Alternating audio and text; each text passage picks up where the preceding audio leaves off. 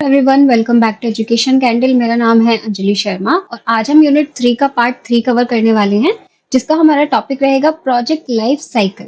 तो project life cycle क्या होती है, इसे हम समझने की कोशिश करेंगे।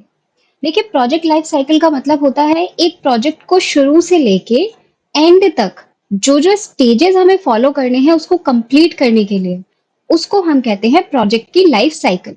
इस प्रोसेस को 4 मेन स्टेजेस में डिवाइड किया गया है, जैसे कि startup, planning, execution and termination. Startup में क्या होता है, यहाँ पे आप प्रोजेक्ट की जरूरत को समझते हैं कि मुझे प्रोजेक्ट जो बनाना है उसकी क्या जरूरत है, क्या क्या प्रोजेक्ट को जरूरी है कंप्लीट करने के लिए। प्लानिंग में हम देखते हैं कि कौन सी टीम हमारे लिए अच्छी रहेगी, मतलब टीम का सिलेक्शन करते हैं और जो भी प्रॉब्लम्स होती हैं उनको एनालाइज करते हैं। एग्जीक्यूशन में हम एक्चुअल काम को करना स्टार्ट कर देते हैं और टर्मिनेशन में प्रोजेक्ट के कंप्लीट होने के बाद उसका रिव्यू करते हैं। तो यहाँ पे हम एक एक करके इस साइकिल को समझने की कोशिश करेंगे। सबसे पहली आती है स्टार्टअप। स्टार्टअप जो है पहला स्टेज है, पहली लाइफ साइकिल का स्टेज है। यहाँ पे पर्पस जो होता है वो होता है कि प्रोजेक्ट की जरूरत क्यों है। जैसे कि एक नया मोबाइल ऐप हमें डेवलप करना है, तो ये क्या है, हमारी जरूरत हो गई कि हमें प्रोजेक्ट क्या करना है, हमें एक नया मोबाइल ऐप जो है उसको डेवलप करना है। अब इसके स्कोप की बात करें तो प्रोजेक्ट की बाउंड्रीज क्या होंगी।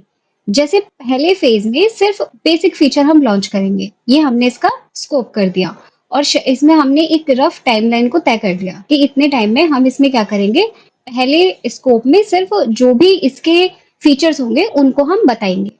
अब आया प्लानिंग। स्टार्टअप में हमें ये पता चल गया कि हमें जरूरत क्या है, मोबाइल ऐप बनाना है। स्कोप बता दिया कि हम यहाँ पे प्रोजेक्ट की जो बाउंड्री है यानी कि नया फीचर जो है वो ऐड करेंगे, लेकिन पेमेंट गेटवे को नहीं लगाएंगे। सेकंड स्टेज आती है, सेकंड में हम करते हैं प्लानिंग।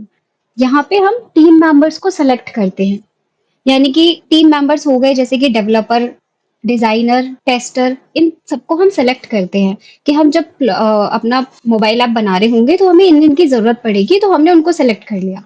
रिस्क को एनालिसिस करेंगे, जो भी प्रॉब्लम है, जो भी प्रॉब्लम आ सकती है उसको हम क्या करेंगे, पहले से ही उसका एनालिसिस करके रखेंगे। जैसे कि बग की जगह पे डिले हो सकता है, मतलब अगर आ गया कि कोई अनएक्सपेक्टेड बग्स आपको फेस करने पड़ गए, तो इससे क्या हो सकता है, हमारा रिस्क है कि हमारा जो मोबाइल ऐप है वो अपने टाइम से बाद में पब्लिश हो। मतलब मान लीजिए 1 हफ्ते में हमें उसे लॉन्च करना था, लेकिन क्योंकि अनएक्सपेक्टेड बग आ गए तो हमारे जो लॉन्च का टाइम है वो डिले हो गया, तो अब वो 1 हफ्ते में नहीं हो पाएगा। ये हमारा प्लानिंग हो गया। ठीक है। नेक्स्ट आता है एग्जीक्यूशन। एग्जीक्यूशन में क्या होता है, प्रोडक्शन ऑफ की। यहाँ पे हम देखते हैं कि डेवलपर जो है वो एक्चुअल काम को स्टार्ट कर देता है, मतलब अब डेवलपर ने कोडिंग करनी शुरू कर दी है मोबाइल ऐप को बनाने के लिए। और साथ ही साथ यहाँ पे मॉनिटर या फिर हम कहें कंट्रोल भी हो रहा है, रेगुलर मीटिंग्स हो रही हैं प्रोग्रेस को ट्रैक करने के लिए। ये होता है आपका एग्जीक्यूशन प्रोसेस। लास्ट आता है टर्मिनेशन ऑफ प्रोजेक्ट। यहाँ पे हम क्या करते हैं, क्लाइंट के फीडबैक के साथ फाइनल अप्रूवल लेते हैं कि हमने एक ऐप बना दिया, मोबाइल ऐप बना लिया, अब हमने क्लाइंट को उसे दिखा दिया। अब क्लाइंट हमें फीडबैक देगा कि ये जो ऐप है इसमें ये चेंजेस होने चाहिए और इस फीचर से मैं सेटिस्फाइड हूँ। अब आप यहाँ पे क्या करेंगे, पोस्ट इम्प्लीमेंटेशन रिव्यू। प्रोजेक्ट जो है जब सक्सेसफुल एनालाइज आपने कर लिया है, जो भी फीडबैक थे उन सबको देख लिया है आपने, एरिया ऑफ इम्प्रूवमेंट आपको पता चल गया है, ये होती है आपकी पोस्ट इम्प्लीमेंटेशन रिव्यू। तो ये 4 स्टेज होते हैं। ठीक है। स्टार्टअप, जिसमें आप पहले देखेंगे कि मुझे प्रोजेक्ट में क्या किस किस चीज की जरूरत पड़ेगी। प्लानिंग, आप टीम मेंबर्स को सेलेक्ट कर लेंगे। एग्जीक्यूशन, आप काम स्टार्ट कर देंगे। और टर्मिनेशन में आप जो भी रिव्यू है, जो भी फीडबैक है, उन सबको देखते हैं। तो ये आपके 4 फेज होते हैं आपके प्रोजेक्ट की लाइफ साइकिल के।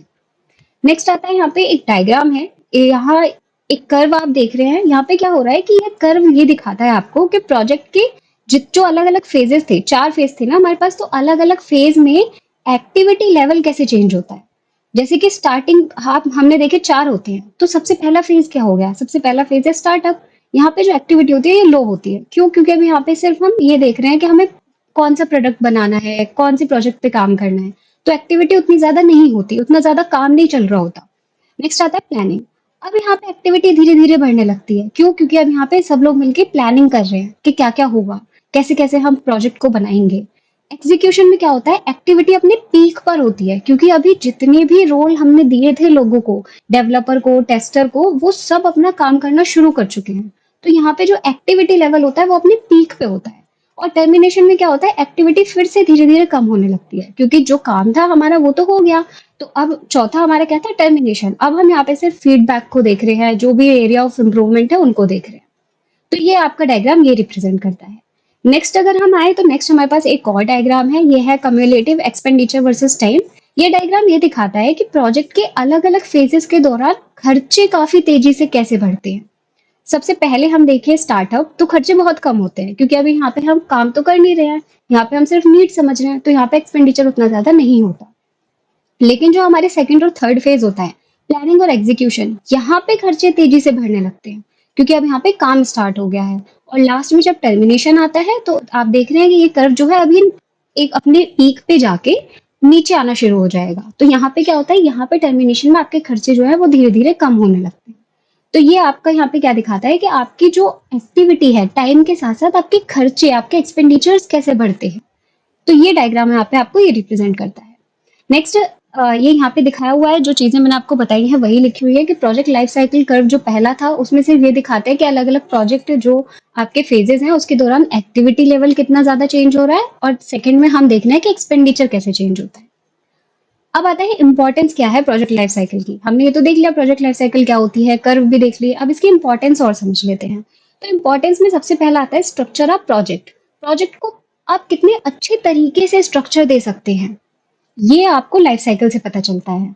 बेटर कम्युनिकेशन आपको मिलता है। टीम के पहले मतलब आपके जो टीम मेंबर हैं उनको आपने पहले से ही अपने काम के बारे में बता दिया, आपने पहले से ही उन्हें बता दिया कि आपको ये काम करना है। तो अब वहां पे क्या हुआ, टीम मेंबर्स में क्लैरिटी आ गई कि हमें ये काम करना है। हेल्प्स इन ट्रैकिंग प्रोसेस, यहाँ पे प्रोजेक्ट का जो प्रोसेस है उसको आप आसानी से ट्रैक कर सकते हैं क्योंकि लोग अपने काम को अच्छे से परफॉर्म कर रहे हैं, सबको पता है कि हमें क्या करना है। Better project management, time, cost, resources और एम्प्लॉयज जो है वो एफिशिएंटली मैनेज हो पाते हैं क्योंकि हमें पता है कि हमारे फेजेस क्या क्या हैं। Helps in cost controlling, project को बजट के अंदर ही कंप्लीट करता है। कैसे, क्योंकि हमने प्लानिंग कर लिया पहले से, तो प्लानिंग में ही हमने कॉस्ट को भी ध्यान में रखते हुए अपने प्रोजेक्ट को प्लान किया है। इससे हमारा जो एक्सपेंडिचर है वो ज्यादा नहीं जाता, मतलब बजट बना के चलते हैं हम। लास्ट आता है बेटर रिजल्ट, यानी कि आपको एक अच्छा प्लानिंग से, मतलब जो भी आपने प्लानिंग की है बेहतरीन प्लानिंग से प्रोजेक्ट को आप सक्सेसफुल बना पाते हैं। तो ये इंपॉर्टेंस होती है आपकी प्रोजेक्ट की लाइफ साइकिल की। अगर आप कोई लाइफ साइकिल फॉलो नहीं करेंगे तो हो सकता है कि चीजें खराब हो जाए, आपका एक्सपेंडिचर आपके बजट से ज्यादा हो गया, आपका टाइम आपने ज्यादा ले लिया पब्लिश होने से, अनएक्सपेक्टेड बग्स आ गए तो आपको पता ही नहीं है कि मुझे उसे कैसे फेस करना है। तो ये सारी चीजें, इन सबको रिमूव करने के लिए, इन सारी प्रॉब्लम्स को अवॉइड करने के लिए हम लोग क्या करते हैं, प्रोजेक्ट लाइफ साइकिल को यूज करते हैं। तो आई होप कि ये वीडियो आपको अच्छे से समझ आया होगा। आगे का जो पार्ट है वो हम नेक्स्ट वीडियो में पढ़ेंगे।